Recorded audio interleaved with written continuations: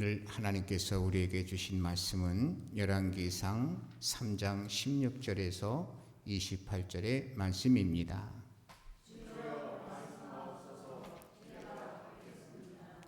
그때에 창기 두 여자가 왕에게 와서 그 앞에 서며 한 여자는 말하되 내 주여 나와 이 여자가 한 집에서 사는데 내가 그와 함께 집에 있으며 해산하였더니 내가 해산한 지 사흘 만에 이 여자도 해산하고 우리가 함께 있었고 우리 둘 외에는 집에 다른 사람이 없었나이다. 그런데 밤에 저 여자가 그의 아들 위에 누우므로 그의 아들이 죽으니 그가 밤중에 일어나서 이 여종 내가 잠든 사이에 내 아들을 내 곁에 가져다가 자기의 품에 누이고 자기의 누운 아들을 내 품에 뉘었나이다. 아침에 내가 내 아들을 젖먹이려고 일어나 본즉 죽었기로 내가 아침에 자세히 보니 내가 낳은 아들이 아니더이다 하며 다른 여자는 이르되 아니라 산 것은 내 아들이요 죽은 것은 내 아들이라 하고 이 여자는 이르되 아니라 죽은 것이 내 아들이요 산 것이 내 아들이라 하며 왕에게서 그와 같이 쟁론하는지라. 왕이 이르되 이 여자는 말하기를 산 것은 내 아들이요 죽은 것은 내 아들이라 하고 저 여자는 말하기를 아니라 죽은 것이 내 아들이요 산 것이 내 아들이라 하는도다 하고 또 이르되 칼을 내게로 가져오라 하니 칼을 왕 앞으로 가져온지라. 왕이 이르되 사나이를 둘로 나누어 반은 이 여자에게 주고 반은 저 여자에게 주라. 그 사나들의 어머니 되는 여자가 그 아들을 위하여 마음이 불붙는 것 같아서 왕께 하려 청하건대 내 주여 사나이를 그에게 주시고 아무쪼록 죽이지 마옵소서 하오되 다른 여자는 말하기를 내 것도 되게 말고 내 것도 되게 말고 나누게 하라 하는지라. 왕이 대답하여 이르되 사나이를 저 여자에게 주고 결코 죽이지 말라. 저가 그의 어머니니라 하매 온 이스라엘이 왕의 심리하여 판결함을 듣고 왕이 두려워했으니 이는 하나님의 지혜가 그의 속에 있어 판결함을 봄이더라. 아멘.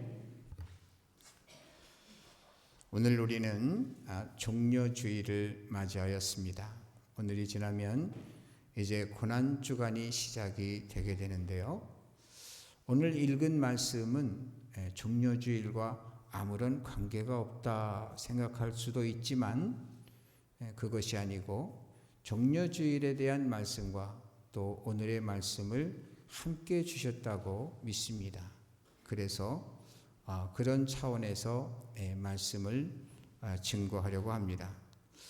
예수님께서 이 땅에 오신 것은 사실상 갑작스럽고 예고 없이 된 것이 아니고 성경에 보게 되면 성경의 맨 첫 성경인 창세기 3장 15절에 아담이 타락을 하고 그래서 뭐냐면 에덴에서 쫓아내기 전에 바로 구속의 언약을 주시는데 그 내용 속에 나타났던 그 여인의 아들이 바로 이 땅에 오신 것이라고 하는 사실, 그것이 마태복음 1장 21절에 나타나는데 거기에 보면 아들을 낳으리니 이름을 예수라 하라. 이는 그가 자기 백성을 그들의 죄에서 구원할 자이심이라 하니라. 바로 뭡니까? 예수님은 바로 구원이라는 뜻의 이름을 가지고 있어요. 그래서 우리를 구원하러 예수님께서 오신 사건 공생애 시작하면서 이제 3년 동안 그 공생애를 사시는데 3년 중에서 마지막 이제 3년째 될 때에 십자가에 달리기 일주일 전에 뭐냐면 오늘의 그 종려주일이라고 하는 사건이 벌어지게 돼요. 왜 종려주일이라고 했냐면은 예수님께서 입성할 때에 종려나무 가지를 꺾어가지고 깔기도 하고 흔들기도 하면서 호산나 호산나, 호산은 구원이라는 뜻인데 호산나 호산나 하면서 굉장히 아주 환영을 했던 그 사건이었기 때문에 그걸 따서 종려주일이라고 이렇게 이름을 붙인 거거든요. 근데 예수님께서 오실 때에 뭘 타고 들어오시죠? 예루살렘을 들어오실 때 나귀를 타고 오시는데 말이죠. 사람이 한 번도 타지 아니한 나귀 새끼야 이 말이에요. 그러니까 새끼를 누가 타겠어요? 근데 그 모습이 좀 기이하죠. 근데 그렇게 했던 이유는 뭐냐 하면 사람들이 왜 그럴까 하는 이 궁금해할 수도 있는데 이유는 딴 데 있는 것이 아니고 바로 하나님께서 구약 성경에 메시아가 오면 이런 일이 일어날 것이다 라고 한 바로 말라기 3장 1절에 그 내용에 보게 되면 예루살렘에 입성할 것이라고 하는 것을 말씀했고, 또 뭐냐면 스가랴 9장 9절에 나귀를 타실 것을 언급했기 때문에 그 뭐냐면 그 상황을 보면 성경을 아는 사람들은, 하나님의 말씀을 익히도록 아는 사람은 저분이 메시아구나 이렇게 알 수 있도록 하기 위해서 그랬다는 사실을 알아야 돼요. 여러분, 그래서 하나님은 말이죠, 이걸 통해서 예수님의 오심을 통해서 하나님은 약속의 하나님이시고 성취의 하나님이시다라고 하는 것을 선포하고 계시는 거예요. 그래서 우리가 하나님의 약속을 잘 아는 것이 중요해요. 그래서 예수님을 중심으로 예수님 이전에 하신 약속을 옛구자를 써서 옛구자를 써서 구약이라고 그러고, 이걸 풀었으면 옛 언약이 되는 것이고, 예수님께서부터 시작된 그러한 새 언약을 가리켜서 새 신자를 써서 신약이라고 그러는 거예요. 그러니까 성경은 전체가 약속의 책이에요. 이 약속을 기억한다는 것은, 약속은 말이죠, 현재의 복과 미래를 좌지우지하는 그런 기능이 있는 건데, 오늘날 우리 많은 기독인들이 말이죠, 성경을 읽지 않고 성경을 모르고 신앙생활을 하고 사람들이 말하는 그 말에 의존해 가지고 신앙생활을 하다가 아무런 능력도 없고 아무런 그 빛도 소금 역할도 하지 못하는 이런 오늘날의 현실이 됐다는 것을 생각하면서 우리는 다시 회복해야 돼요. 여러분, 하나님의 약속의 말씀 읽고 듣고 묵상하고 기도하고 적용하는 이것을 꼭 생활 속에 나에게 적용은 돼서 완전히 습득이 돼서 여러분, 하나님이 사용하시는 능력의 사람들로 쓰임받게 되기를 주님의 이름으로 축복합니다. 여러분, 내일부터 이제 일주일 동안의 예수님의 행적을 간단하게 말씀을 드리면, 월요일 날은 성전을 청결하게 해요. 이것은 뭐 성전을 어떻게 했다는 얘기냐면은, 성전에 가보니까 성전이 사람들이 말이죠, 이 돈 바꿔주는 사람들, 비둘기 파는 사람, 짐승 파는 사람들, 그 시장통이 되어버렸어요. 성전 앞이 말이죠.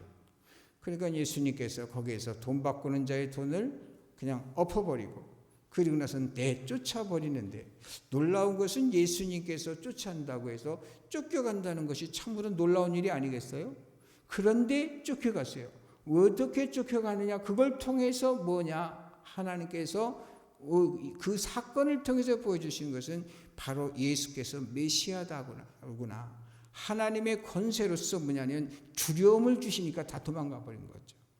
그러면서 예수님께서 거기에서 뭐라고 말씀하시죠? 내 집은 만민이 기도하는 집이거늘 너희가 어찌 강도의 소굴로 만드느냐. 그러면 거기서 무슨 강도 짓을 했겠어요? 뭐냐면 하나님의 말씀대로 성전을 관리하는 예법이 있는데 그 예법을 떠나서 인간의 시장판으로 만들어 놓은 거니까 하나님의 주권을 강탈한 존재들이다, 이런 얘기예요. 오늘날 우리는 이런 것들을 많이 무시하고 신앙생활을 해요. 사실 하나님의 진노 가운데 있으면서도 불구하고 왜 그렇게 있는지도 모르는 이런 상황 가운데 신앙생활을 하고 있는데, 여러분, 월요일 날, 내일이죠. 내일과 같은 이 월요일 날 바로 뭐냐면 성전 청결을 했고 그 성전에 들어오기 전에 무화과 나무를 저주하는 사건이 벌어지게 돼요. 때가 아닌데 무화과 나무를 두지세요. 그런데 무화과 나무가 열매가 없으니까 저주하시는데 뿌리서부터 끝까지 그냥 싹 말라버렸어요. 무화과는 이스라엘의 나라를 상징하는 것이고 하나님의 백성을 상징하는 것이었어요. 때가 이렇다 하는 것을 일부러 언급한 것은 바로 무화과 나무는 그렇게 때가 있어 열리지만은 사람은 그 열매를 항상 준비해야 된다. 이스라엘 백성들은 열매를 준비해야 된다라고 하는 것을 말하면서 준비하지 못하면 바로 열매 없는 삶을 살면 결국은 저주를 받게 되고 말라 죽는다는 얘기는 지옥의 나락으로 던져버린다라고 하는 그 의미를 담고 있는 거예요. 월요일날 그런 일이 있었고요. 화요일날은 과부의 헌금하는 그 기사가 나와요. 예수님께서 헌금하시는 것을 쭉 보시고는 그리고서는 이 다른 있는 사람들은 많은 돈을 이제 준비를 해가지고서 이제 헌금함에 넣게 되는데 그런데 말이죠. 그냥 평범하게 그저 주님을 생각하면서 온전히 그 겸손하게 거기다 헌금통에다 헌금을 했으면 얼마나 좋겠어요. 그런데 뭐냐니까 거기서도 나는 이렇게 많이 한다 하는 것을 과시라도 하듯이 일부러 예를 들어서 그 쇳덩어리로 만든 그러한 그 화폐라고 할 것 같으면 은전으로 바꾸게 되면 간단하잖아요. 또 은전으로 많이 할 것이 아니라 금화로 바꾸게 되면 또 간단해지잖아요. 그렇다면 사실은 남들이 알기 어렵게 그 은화나 금화 이런 걸로 많이 하고 싶으면 그걸로 살짝 넣으면 되는데 일부러 말이죠. 막 그냥 동전 또 이제 그 이제 쇳덩어리로 바꿔갖고 그냥 무겁게 해갖고 턱 넣으면 철커덩 소리 나면서 사람들에게 나 이렇게 많이 합네 이렇게 이런 그 저희 외식하는 모습들을 예수님께서 보신 거예요. 그런데 그 중에 과부가 있는데 과부는 전 재산이 2렙돈밖에 없었던 거예요. 그런데 뭐냐니까 그것을 갖다가 그것도 남들이 볼까봐 무서워갖고 그냥 은근슬쩍 그렇게 넣는데 예수님께서 그것을 보시고 제자들한테 그러는 거예요. 얘들아, 이 사람들 중에 누가 제일 많이 헌금을 했느냐? 인간의 산법으로는 많이 한 사람이 많죠. 그런데 예수님께서 말씀하시기를 이 사람들 중에 이 과부가 가장 많이 했다. 다른 사람은 있는 것 중에 얼마를 드렸지만 이 여자는 그의 전 재산을 드렸다라고 얘기를 해요. 그러니까 그 과부는 작은 거지만 100%예요. 그러니까 하나님께서는 중심을 보시는 분이기 때문에 뭐냐니까 그 마음과 그 마음의 무게를 본 거예요. 그래서 하나님께서 기뻐 받으시는 예물이 어떤 건가를 보여준 날이 화요일이었고 수요일 날은 뭐냐면 대제사장과 서기관들의 음모가 시작이 되는 죽일 음모가 시작이 돼요. 어떻게 하면 죽일까? 여러분 대제사장이 누구며 서기관들이 누굽니까? 가장 하나님에 대해서 많이 하고 가장 성경을 많이 읽을 수 있었던 사람들이고 그러지 않습니까? 가장 지식인이라고 할 수가 있어요.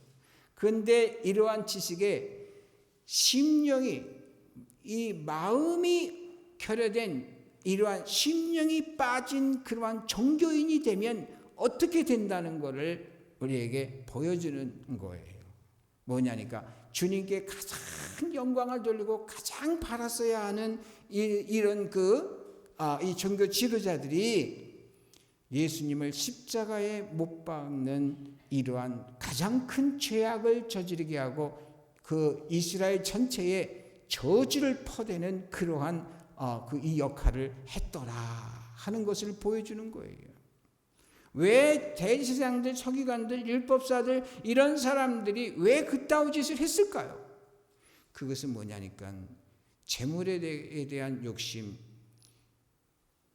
이 정권에 대한 욕심, 인기에 대한 그러한 불안 이런 것 때문에 그 짓을 한 건데, 오늘날 우리 시대에 수많은 그 지도자들이 똑같은 사안으로 해서 지금 이 한국교회를 아주 그냥 엄청난 어려움 속에 밀어 넣었다는 사실을 생각을 하면서 우리는 경각심을 가져야 되는 거죠. 그 다음에 그 목요일 날은 최후의 만찬을 해요. 최후의 만찬을 하는데 제자들의 발을 씻겨주세요. 섬김의 예를 보여주신 거죠. 그리고 나서는 성만찬을 하는데 주님께서 뭐라 그래요? 받아 먹으라, 이거는 내 살이다. 받아 마시라, 이것은 내 피다 하면서 의미를 부여하면서 뭐냐니까 이 내 자신을 헌신하고 뭐냐니까 섬김의 삶을 살아야 될 것을 보여주시면서 예수께서 어떻게 십자가에서 찢기고 피 흘리실 것인가를 보여준 그러한 암시적인 사건이 뭐냐면 성만찬의 사건이에요. 여러분, 제자들의 발을 씻겨주는 것처럼 우리도 뭡니까? 신앙생활하는 것은 섬기는 거예요. 나를 내세우는 것이 아니라 정말 나 외의 다른 사람을 그 사람 밑에 있는 하인처럼 그냥 섬겨주는 것이 신앙생활 하는 거고 기독인다운 삶이에요. 그걸 가르쳐주는 거예요.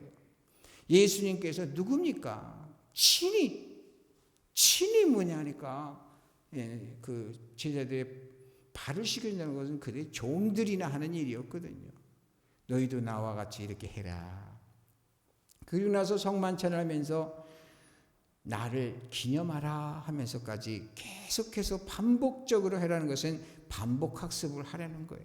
사람은 자꾸만 잊어버리니까 잊어버리지 않기 위해서 매년마다 그걸 시행하면서 뭐냐면 기억해라 그랬던 거거든요.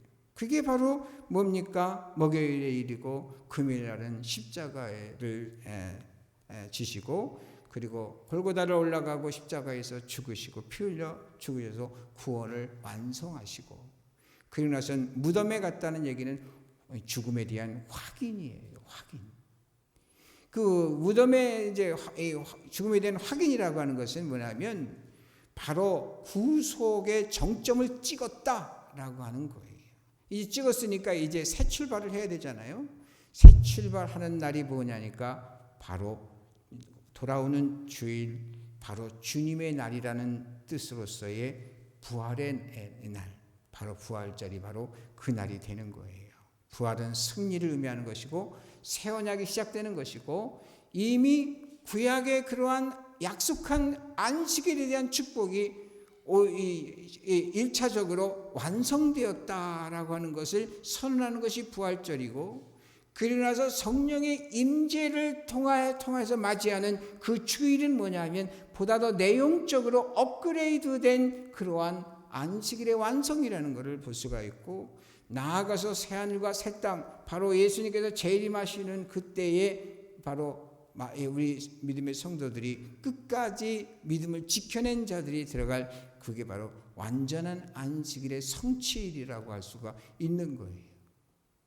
여러분 정말 이 한 종려주일을 맞이해서 우리가 살아가면서 하루하루 여러분 주보에다가 써놨으니까 그러니까 그런 걸 보면서 말이죠. 하루하루 묵상해 보시기 바랍니다. 하나님께서 바로 예수 그리스도를 통해서 왜 일주일 동안 고난의 일주일 동안 하루하루에 이러한 일을 하게 하셨는가라고 하는 것을 묵상하면서 하나님께서 주시는 그러한 은혜 은총 받으시게 되기를 주님의 이름으로 축복합니다. 근데 오늘 우리가 읽은 우리에게 주신 말씀, 오늘에 주신 말씀이잖아요. 이 말씀을 통해서 하나님께서는 이 종려주의를 통해서 뭔 말씀하시는 것이냐면 한 가지를 더 말씀하시는 거예요. 뭘 말씀하시느냐 하면 오늘의 내용이 뭡니까? 솔로몬이 왕이 된 다음에 어느 날 그 창기 둘이 이제 그 송사를 통해서 재판해달라고 왔어요. 같은 거의 비슷한 날 아기를 낳았는데 그랬는데 뭐냐면 하나 자기 아기를 죽이고 죽게 하고 말이죠. 죽인 건 아니고 그냥 잠버릇이 얼마나 안 좋았는지 아기를 덮쳐가지고 그것도 애가 죽는지도 모르고 죽었다는 거예요. 그걸 아기를 데리고서 말이죠. 옆에 살아있는 아이라고 바꿔치기 했다는 거죠. 이 바꿔치기 하면서 우기는 거예요. 이게 살아있는 게 내 아들이다 이러면서 내 아기다 이렇게 주장을 하니까 환장하는 거죠. 그 살아있는 아기의 엄마는 자기 새끼를 모르겠어요.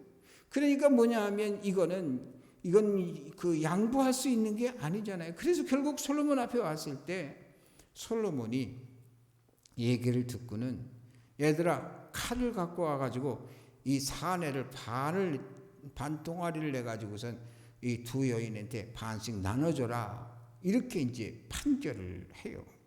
그러니까 그냥 그 진짜 엄마가 그걸 내고 기겁을 하는 거죠. 아니 왕이시여 그게 아니고 차라리 저 여인한테 주세요. 절대로 그러지 마세요 이러면서 그러니까 솔로몬이 얘들아 진짜 어머니 찾았다. 바로 이 여인이 진짜 엄마니까 그 아이를 이 여인한테 줘라 하고 판결을 했을 때 그 오늘 말씀의 마지막에 보게 되면 28절 읽어보세요. 온 이스라엘이 왕이 심리하여 판결함을 듣고 왕을 두려워하였으니 이는 하나님의 지혜가 그 속에 있어 판결함을 봄이더라. 판결함을 듣고 이야 참 기가 막히게 똑똑하다 이런 표현이 아니고 두려워했다는 거예요. 거기서 왜 두려워했느냐? 하나님이 솔로몬과 함께함을 보았기 때문에 바로 두려움이 있었다는 얘기예요. 오늘 왜 이 말씀을 우리에게 주실까요? 종려주의를 맞이해서 우리가 예수님의 뜻을 받들어야 되겠는데 그런데 우리가 어떻게 해야만이 될까 하는 것에 대해서 주님은 지혜로 하라 하는 말씀을 우리에게 해 주시는 거예요. 성경에 보게 되면 지혜에 대한 말씀을 많이 하셨는데 특별히 잠언서에 보게 되면 솔로몬의 잠언이라 해가지고서는 이 잠언에 보게 되면 거기에 지혜에 대한 말씀을 주시는데요. 여러분 주보를 잠깐 이렇게 한번 보세요. 잠언 4장 7절에 보니까 지혜가 뭐다? 제일이다. 잠언 3장 1절에 보니까 뭐 하지 말라? 잊어버리지 말라. 뭘 잊어버리지 말라 그래요? 나의 법을 잊어버리지 말라. 나의 법이 뭡니까? 하나님의 말씀을 잊어버리지 말라. 우리가 참 미련한 것은 하나님의 말씀을 알려고도 들지도 않고 뭐냐면 기억하려고 또 기억해내려고도 하지 않는 것이 그게 미련한 거라는 얘기를 하는 거예요. 그래서 여러분 하나님의 말씀을 잊어버리지 말고 마음으로 하나님의 명령을 지키는 게 지혜로운 것이다. 또 그렇게 하게 되면은 하나님께서 무슨 복을 주신다고 그래요? 거기 보니까 그리하면 그것이 내가 어떻게 장수하고 또 어떻게 많은 해를 누리게 하고 어떻게 평강을 더하게 하시리라. 그러니까 여러분 우리가 장수하고 싶죠? 또 누리고 싶죠? 평강하고 싶죠? 그것을 얻을 수 있는 지혜가 있게 하는 것이 하나님의 말씀이요. 그것을 내 것으로 만드는 것이 준수하는 것이다. 이거를 지적한 거예요. 잠언 3장 3절에는 거기 뭐라고 있을까요? 인자와 진리가 내게서 떠나게 하지 말고. 인자와 진리가. 인자 여러분 어질 인자에 슬플 자예요. 남을 긍휼히 여기는 따뜻한 사랑의 그 모습이 바로 인자가 아니겠어요. 어질다 하는 그러한 표현은 뭐겠습니까? 친절한 거예요. 사람들을 잘 배려하는 거예요. 이거 있으라 이 말이에요. 다른 사람을 좀 배려할 줄 알아라. 다른 사람을 배려하지 못하는 것이 무지다, 지혜가 없다. 이런 것을 말씀하고 있고 진리라고 하는 것은 하나님 말씀이거든요. 하나님의 말씀을 떠나지 말라. 그래서 우리가 잘 기억해야 되고, 그렇게 되면 어떤 복을 말씀하시느냐면요, 4절 읽어봐요. 거기 잠언 3장 4절. 그리하면 내가 하나님과 사람 앞에서 은총과 귀중히 여김을 받으리라. 여러분, 은총과 귀중히 여김 받고 싶죠? 하나님께서 받는 비결을 여기 말씀하신 거예요. 그 다음에 잠언 3장 5절에서 6절을 보게 되면 읽어봐요. 너는 마음을 다하여 여호와를 신뢰하고 내 명철을 의지하지 말라. 너는 범사의 그를 인정하라. 그리하면 내 길을 지도하시리라. 우리의 명철을 의지하지 말래요. 그럼 명철이 뭡니까, 여러분? 명철이라고 하는 것은 영어로 번역하는 것이 훨씬 더 이해가 쉽더라고요. 영어 성경을 보게 되면 명철은 뭘로 번역이 되냐면 understanding이라고 번역이 됐어요. understand 막 이러잖아요. 이해하냐? 요걸 번역하면 이해하는. 그러니까 이해력이에요, 이해력. 그러니까 뭐냐면 내가 이해한 것을 가지고 그걸 의지하지 말라는 거예요.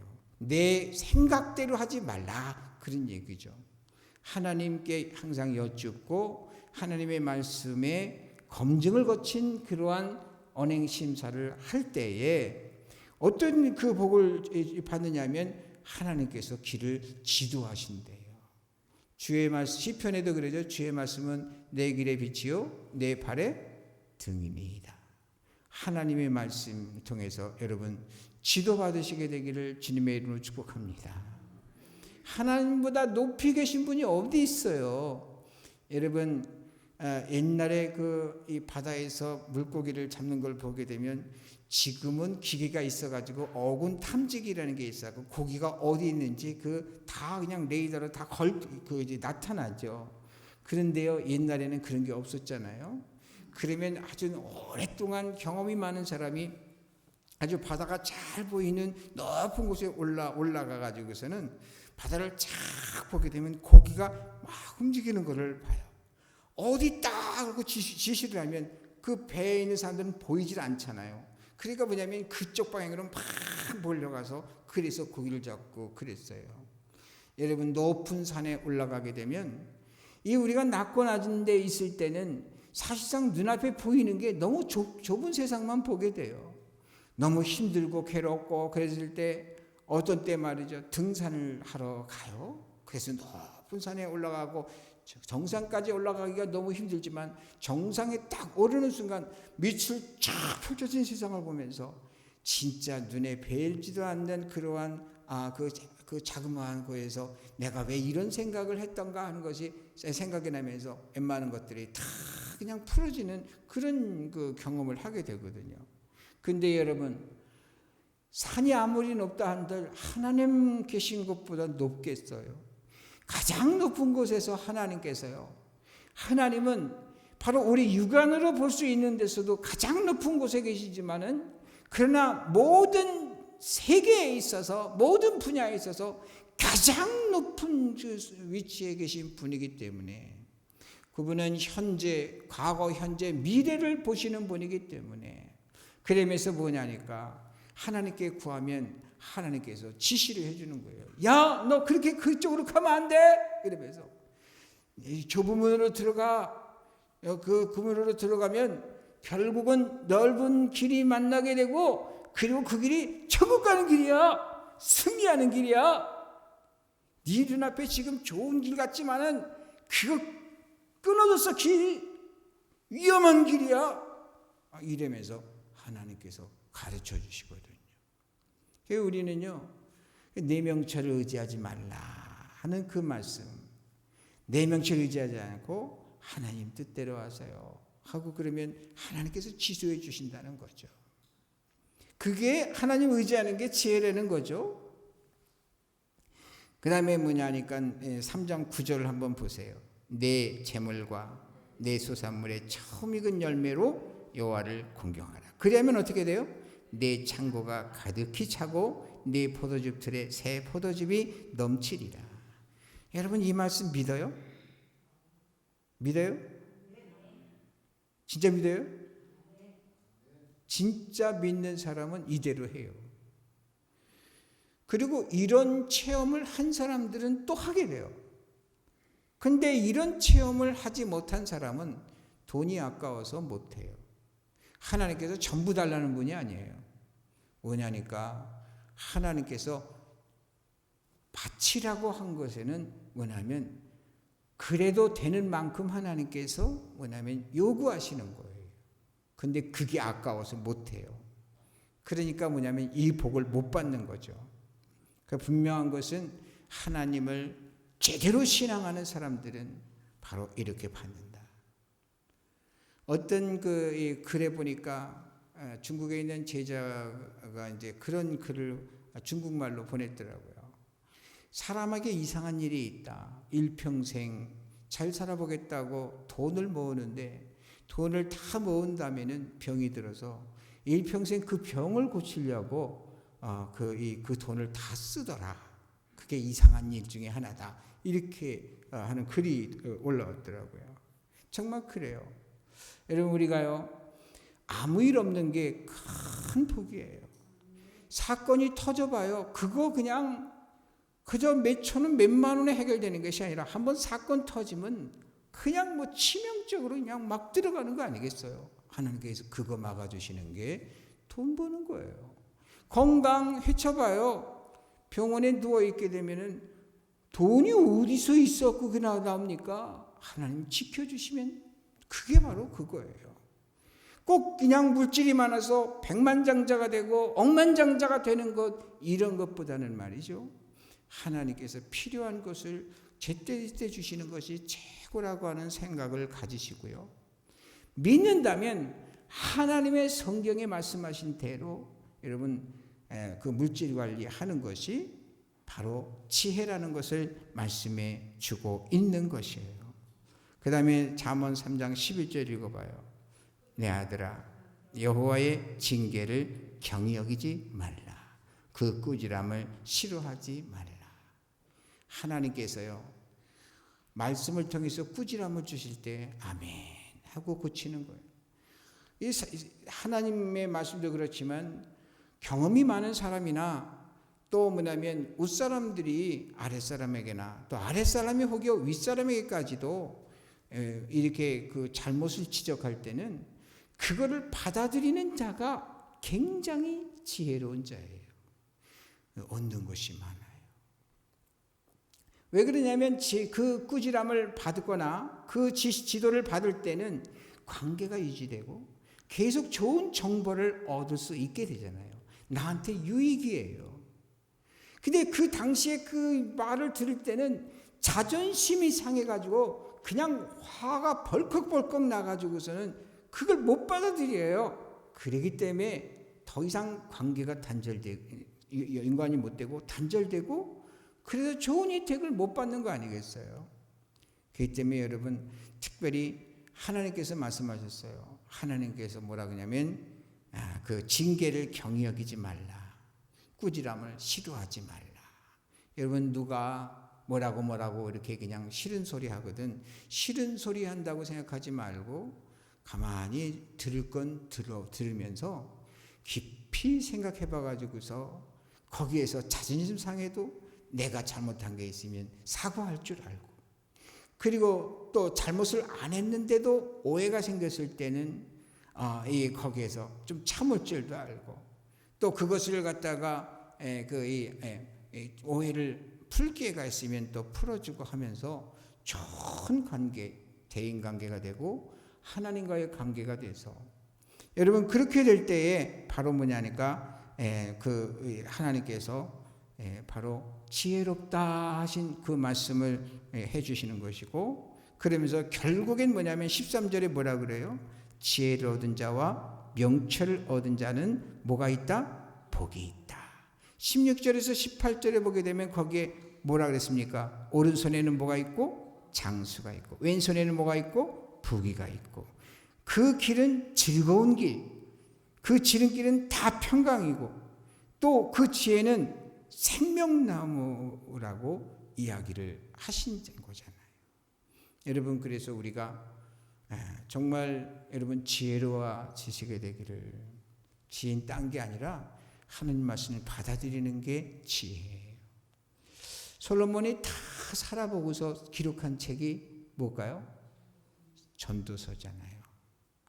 다 살아보고서 이게 전도서인데, 전도서 1장 2절에, 그러니까 맨 앞부분에 무슨 얘기를 하냐니까, 헛되고 헛되며 헛되고 헛되니 모든 것이 헛되도다. 인생 살아보니까 다 그렇더라. 그런 얘기를 하면서 여러분 12장 1절에서 2절에, 마지막 부분에서 12장 1절에서 2절에는 뭐라고 하느냐 하면, 읽어보세요.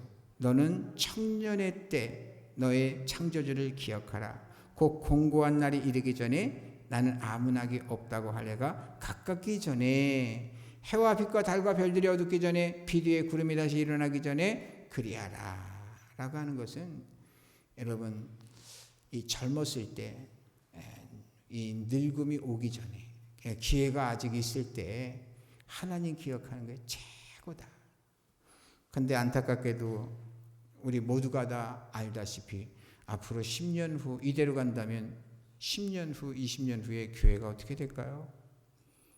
교회는 텅텅 비게 되고 젊은 사람들이, 어린이들이 신앙생활을 하지 않기 때문에, 그렇기 때문에 교회의 미래는 너무나 그냥 자연 괴멸이 되는 그런 상황이 초래되고 말 것이 예상이 되잖아요. 얼마나 안타까운 일입니까? 그래서 우리가 정말 지혜 있어야 되는데, 여러분 데살로니가전서 5장 16에서 18절에 보면 항상 기뻐하라, 쉬지 말고 기도하라, 범사에 감사하라, 이는 그리스도 예수 안에서 너희를 향하신 하나님의 뜻이다. 그러면서 그 다음에 하는 말이, 우리 이 성경 구절은 늘상 잘 외우고 있는 성경 구절이잖아요. 그런데 그 다음은 언급을 잘 안 해요. 그런데 그 다음이 뭔지 아세요? 18절 다음에 19절, 데살로니가전서 5장 19절에 뭐라 그러냐면 성령을 소멸치 말며, 또한 그 다음에 예언을 멸시하지 말며, 범사에 헤아려 좋은 것을 취하고 악은 어떤 모양이라도 버리래요. 여기에 성령을 소멸치 마는 것이 성령. 그 다음에 예언이라는 것은 여기에서 앞으로 될 일을 이런 얘기 아니라 예언의 말씀, 성경을 말하는 거예요. 성경을 멸시하지 말며, 이 말은 성경을 소외시키지 말라 이거예요. 성경만이 읽으라는 얘기예요. 읽고 듣고 묵상하고 기도하고 그러는 얘기예요. 그래서 마지막으로 그 말씀을 하고 나서 그 23절 마지막에 보게 되면 한번 같이 읽어봐요. 평강의 하나님이 친히 너희를 온전히 거룩하게 하시고 너희의 온 영과 혼과 몸이 우리 때에 흠없게 보존되기를 원하노라. 여러분 끝까지 정말 하나님의 은총의 사람들로서 끝까지 보존받게 되기를 주님의 이름으로 축복합니다. 정말 이번 2021년 종려주일, 오늘 주시는 이 말씀을 통해서 보게 되면 바로 구원자 예수님을 통해서 하나님의 백성된 우리가 끝까지 승리하는 삶을 살려고 할 것 같으면 지혜가 필요하다. 지혜란 다른 게 아니라 잠언에서, 전도서에서, 데살로니가서에서 말씀한 그것을 그대로 내 것으로 만드는 것이다 하는 걸 생각하면서 우리 모두 이러한 지금 말씀이 온 성도들의 것이 되기를 주님의 이름으로 축원합니다. 기도하겠어요. 은혜로우신 하나님 아버지, 2021년 종려주일을 맞이하면서 고난주간 동안에 하루하루 일어난 사건을 묵상할 수 있게 하시고, 주님의 뜻이 무엇이고 내가 어떻게 살아야 되는가 하는 것을 되새김질할 수 있는, 그래서 하나님의 마음을 흡족하게 하고 또한 하나님 주시는 복을 누리는 그러한 우리 온 성도들 되게 하여 주옵소서. 예수님의 이름으로 기도했습니다. 아멘.